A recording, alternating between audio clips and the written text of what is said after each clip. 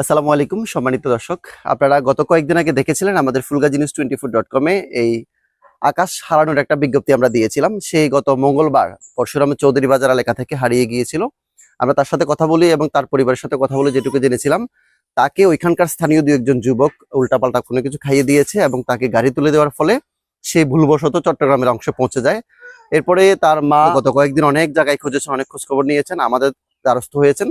আমরা তাকে নিয়ে সংবাদ প্রচার করেছি। এছাড়া অনেক মাধ্যমে এই সংবাদগুলো প্রচার হওয়ার পরে ওইখানকার দায়িত্বরত দু একজনে এর খোঁজ পায়। পরে সেনাবাহিনীর মাধ্যমে গত রাতে তাকে তার মায়ের কাছে হস্তান্তর করেছে। আমরা তার কাছে একটু জানবো সে কিভাবে এই এলাকা থেকে বের হয়েছে এবং কিভাবে ফেরত আসলো।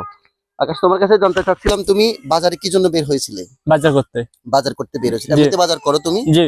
আচ্ছা, তো পরে বাজার করতে বের হওয়ার পরে তুমি কোথায় গেলে? আমি এখান থেকে আমাকে ছোট ছোট পরশুরামের চৌধুরী বাজারে বাজার করতে গুতুমা গুতুমা। আচ্ছা আচ্ছা, চৌধুরী বাজার। হ্যাঁ, তো পরে বাজার করতে আসার পরে বাজার করতে তারপরে এখান আমার 6টা বাজে, সন্ধ্যা 6টা বাজে কোথায় এদিকে আমি বললাম আমি যাবো না, এতে বলেছি মেয়ে জোর করি আমি মুখে বান্ধি এখন পরশুরামের দিকে নিয়ে গেছে গা। আচ্ছা আচ্ছা, ওদের নাম জানো বা ওদেরকে চিনো? চেহারা চিনি। সাগর, ওর নাম সাগর। হ্যাঁ সাগর। আচ্ছা, পরে কি হলো? সাগর নিবে হলে আমার থেকে একটা মোবাইল ছিল, মোবাইলটা বিকাশ করা মোবাইলটা নিচে চিমা নিচে মেমোরি নিচে মানে মোবাইল সহ নিয়ে গেছে। হ্যাঁ, আমরা তো তোমার নাম্বারে কল দিয়েছিলাম, তোমার নাম্বার বন্ধ ছিল। জি। আচ্ছা, পরে কি হলো? পরে মোবাইল নিয়োগের পরে আমাকে টাকা 500 দিছে, টিভি আর আমার গাড়িতে তুলে দিছে। মানে চিটং এর গাড়িতে তুলছে নাকি মহিপালের দিকে পাঠাই দিছে? মোবাইল দিকে। মহিপালের দিকে। ওইখান থেকে তুমি চিটং এ আবার চলে গেছো? জি। মানে তোমাকে বলছে এই জন্য চলে গেছো তুমি? হ্যাঁ হ্যাঁ। ও গাড়িতে তুলে দিছে তোমাকে? হ্যাঁ। তুমি কি বুঝতে পারছো তুমি যে এলাকা থেকে হারাই গেছো বা কোনো কারণে? হ্যাঁ।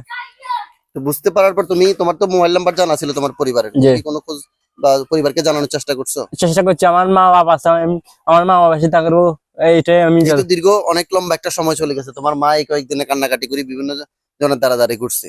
এইটাই। আচ্ছা, এখন শেষ পর্যন্ত যে তোমাকে ফেরত পাইছে, তোমার মা খুশি, তুমি খুশি? জি, আলহামদুলিল্লাহ। ধন্যবাদ।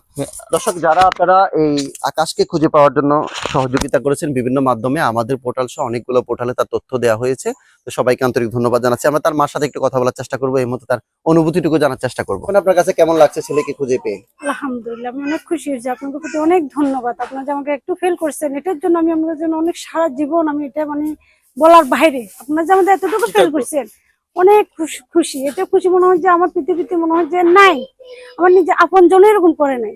10,000 জন আমাকে যতটুকু আপনারা ফেল করছেন, চিটাং থেকে ফেনী পর্যন্ত আমার জন্য আপনারা যতটুকু করছেন, আমার নিজস্ব লোকও করে নাই। ও তো এমনিতেও প্রতিবন্ধী, ও একটু সবকিছু ঠিক আছে, কিন্তু আমার নিজের লোকে যে আমার ছেলেকে এভাবে যে করতে সবজি বাজার তুন যে এভাবে যে নিয়ে গাড়ি তুলে গাড়ি চিটাং পাঠা দিবে, এটা আমার স্বপ্নে গেড়ে নেই।